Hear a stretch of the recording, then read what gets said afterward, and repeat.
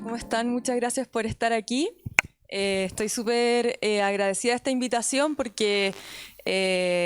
creo que de las cosas que se conversa poco en general es del aprender, el enseñar, o quizás se conversa en polos muy pequeños cuando uno se encuentra con otros profesores o personas que trabajan en el mundo de algún tipo de educación. No estoy pensando solamente en el mundo universitario o escolar. Entonces me pareció una oportunidad súper entretenida para que podamos como compartir nuestras experiencias y hablar de este tema tan interesante y tan importante. Bueno, atrás van a ver algunas imágenes de distintos episodios de mi quehacer como profesora y no tienen un orden lógico, pero van a servir de apoyo para lo que converse con ustedes. Y bueno, yo estudié arte en la Universidad Católica, entré el año 97 a estudiar y en esa época estaba súper como en boga el arte conceptual.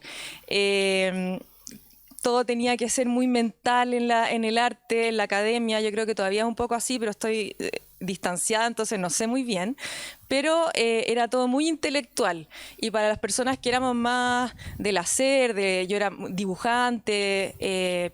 quería ser pintora también,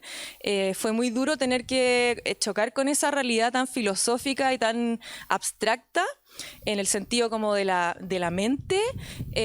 y tener que adaptarnos al tipo de enseñanza que ahí se estaba impartiendo. Entonces ese fue como mi primer choque con el mundo del enseñar y el aprender, cuando me di cuenta de que lo que iba a aprender en artes visuales era muy distinto a lo que yo me esperaba, porque si bien teníamos clases de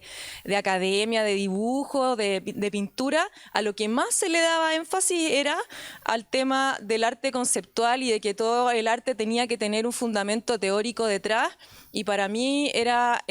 como que el proceso era inverso, era hacer y después ver qué es lo que estaba pasando y no idear algo como un plan y que saliera, ¿no? Entonces lo encontraba, a mí me costó mucho ese proceso. Y nada, y era muy frustrante. Y lo otro que pasaba era que en el comidillo, en el pasillo de la escuela de arte, siempre se hablaba de que en el fondo los artistas, los que estudiábamos arte y que terminaban siendo profesores, como no, los que no tenían talento, no se la podían conectar en el circuito de las galerías o de los museos, de los proyectos, Fondart. Entonces era como ser profe de colegio era como ya lo peor visto. También ser ilustrador. Teníamos una gran profesora aquí con mi marido, que era la Valentina Cruz, que era una súper ilustradora, que nos trató de enseñar ilustración hasta que la echaron, porque en el fondo también la ilustración era visto como una disciplina menor, y lo mismo pasaba cuando se conversaba sobre la artesanía y sobre los artesanos, que también era algo menor y que no tenía cabida en este mundo intelectual y súper importante de las artes visuales académicas, digamos. Entonces todo ese intercambio y ese diálogo en ese tiempo a mí me dejó súper marcada, y me costó mucho salirme de ahí, me costó mucho encontrar un camino artístico que me gustara, y bueno, y salí de la escuela de arte con muchas ganas de independizarme en un mundo que es bastante difícil, que de hecho creo que era menos difícil que ahora ser joven e independiente, y para poder salir de mi casa estudié pedagogía. Y porque me gustaba enseñar, había sido ayudante un par de veces y lo encontraba interesante, pero no tenía idea de cómo enseñar. Y una vez me acuerdo que una amiga antropóloga me invitó a hacer clases de dibujo en la población Juanita Aguirre, en un proyecto que ella levantó de FOSI, y tenía un grupo de alumnos. No teníamos nada, teníamos como unos carboncillos y un papel, así, muy cero recursos. Y ahí me di cuenta que yo, saliendo de arte, era como, no sé cómo enseñar a dibujar, qué difícil, porque yo lo sé hacer, pero no lo sé enseñar. Y bueno, me las arreglé con lo que pude y al final hicimos algo, pero fue complicado. Y ahí me di cuenta de lo difícil que era ser profesor. Y en eso entré a pedagogía y ahí me encontré con grandes maestras de didáctica, y ahí entendí que también en la escuela de arte había tenido varios profesores que no eran profesores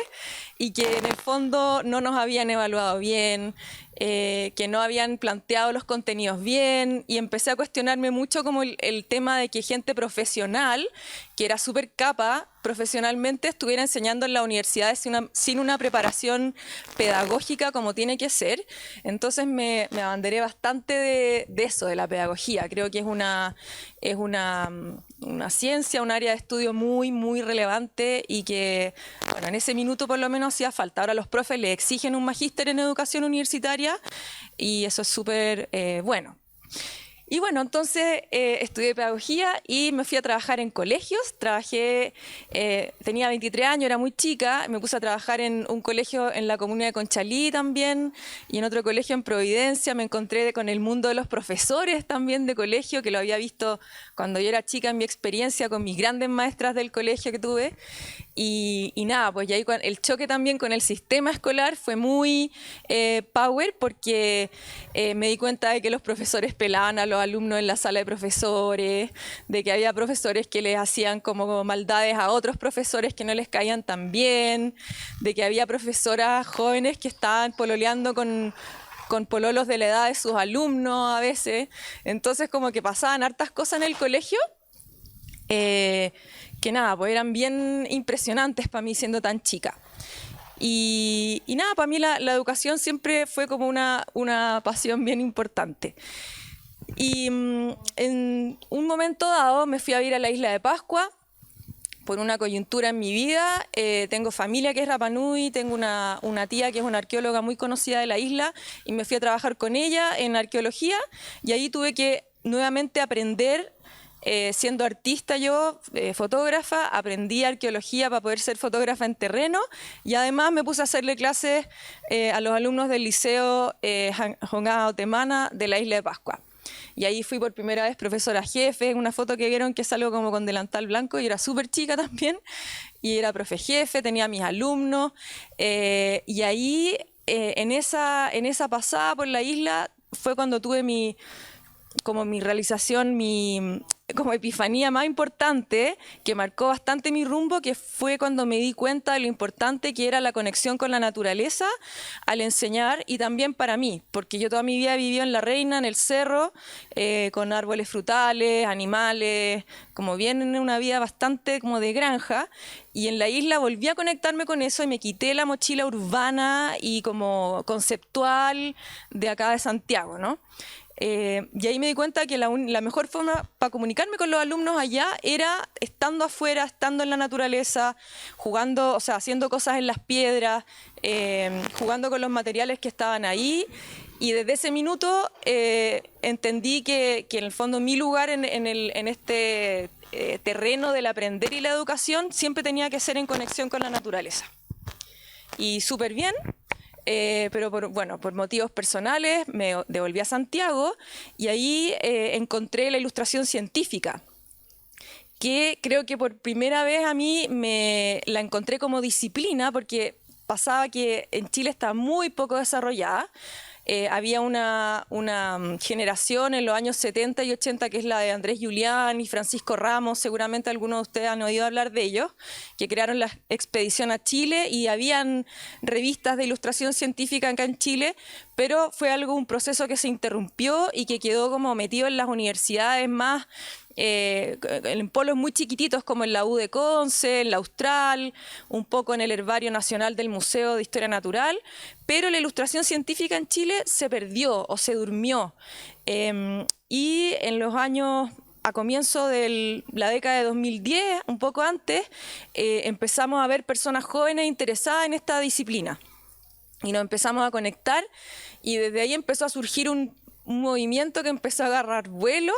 y desde ese minuto, desde el año 2008 hasta ahora, ha crecido un montón y nos dedicamos a enseñar y a practicar la ilustración científica, la ilustración botánica en mi caso particularmente, y la verdad es que ahí a mí se me abrió el mundo porque entendí lo importante que era para las personas adultas y también más jóvenes estar en contacto directo con la naturaleza desde un estado contemplativo. aparte de lo que uno puede hacer en la naturaleza, en la educación ambiental general, que es, por ejemplo, ir a pasear al cerro, llevar a los niños a ver las especies, el hecho de sentarse a dibujar y mirar una planta con detención, entender las formas, empezar a conocer los nombres, saberse las partes, aprender todo eso, que entre tanto yo tenía que estar aprendiendo también a mi vez botánica, más pintura, etcétera, hace que la gente se salga del yo bastante, como que uno se traslada del yo, del estar preocupado de mí y de que yo esto, yo lo otro, a estar pendiente de otra cosa, que es una planta, que igual es otro ser vivo, y te hace en el fondo salirte de ti y poder meditar en el fondo haciendo algo, sin querer, queriendo. Y me empecé a dar cuenta de lo importante que era y de lo bueno que era para la gente tomar esta práctica del dibujo de observación, sobre todo de las plantas. Las plantas son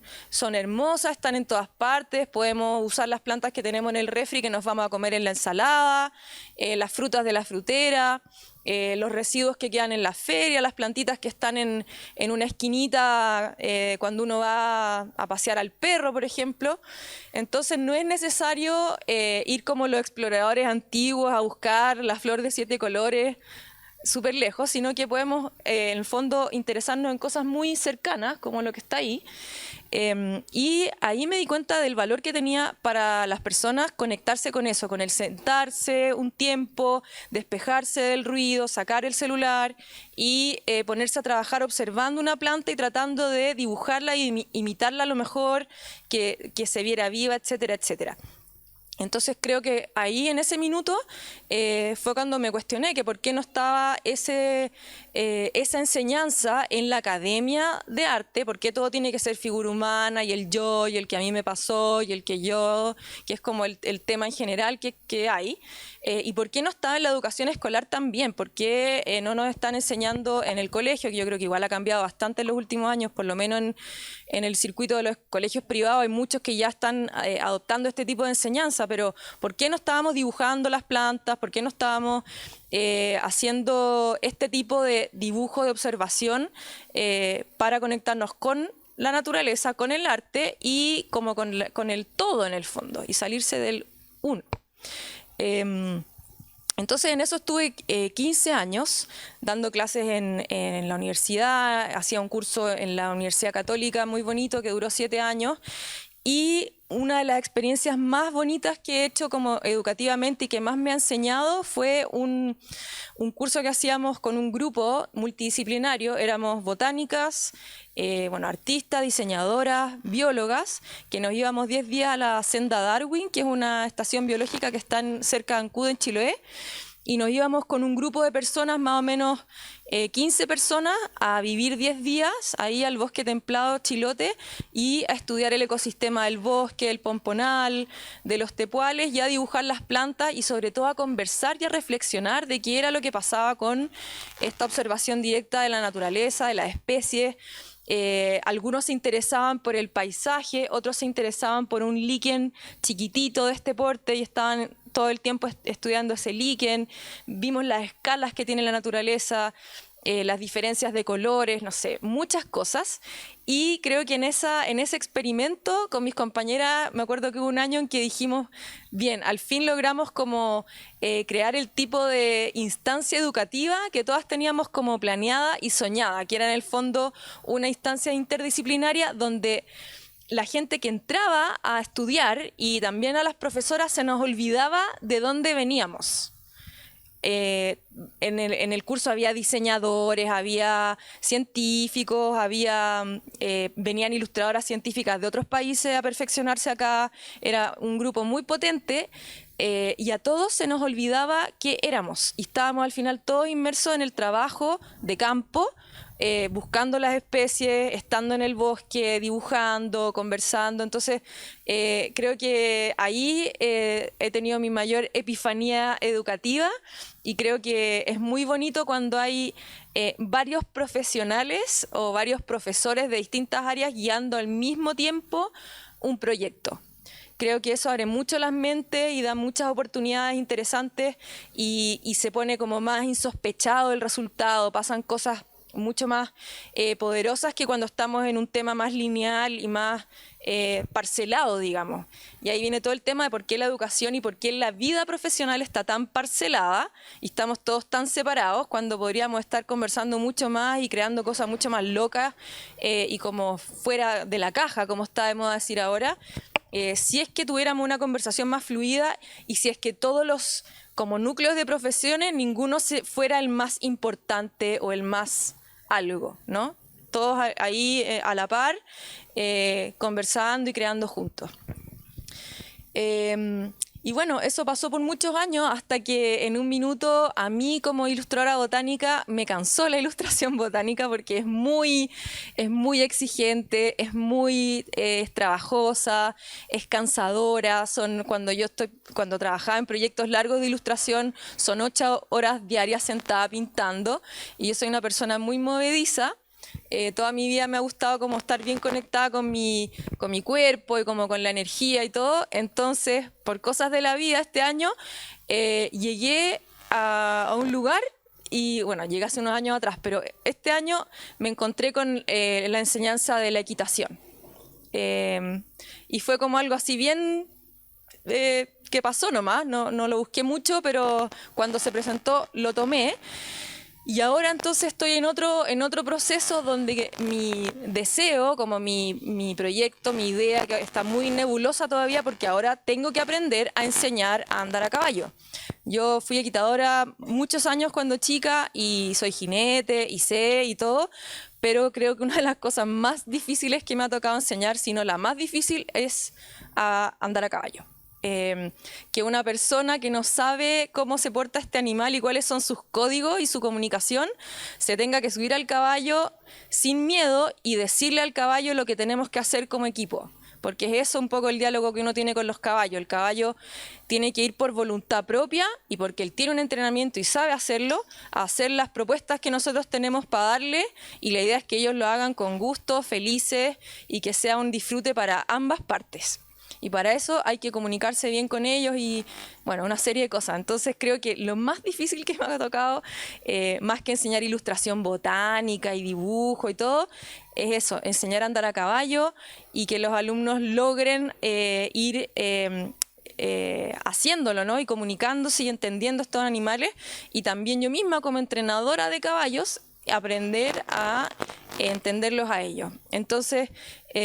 mi sueño mayor ahora y como lo que busco lograr es integrar todo esto, la naturaleza, el ser profesora, el ser maestra de ilustración botánica y ahora estar en la equitación y formar algún tema, algo, o como algún tipo de escuela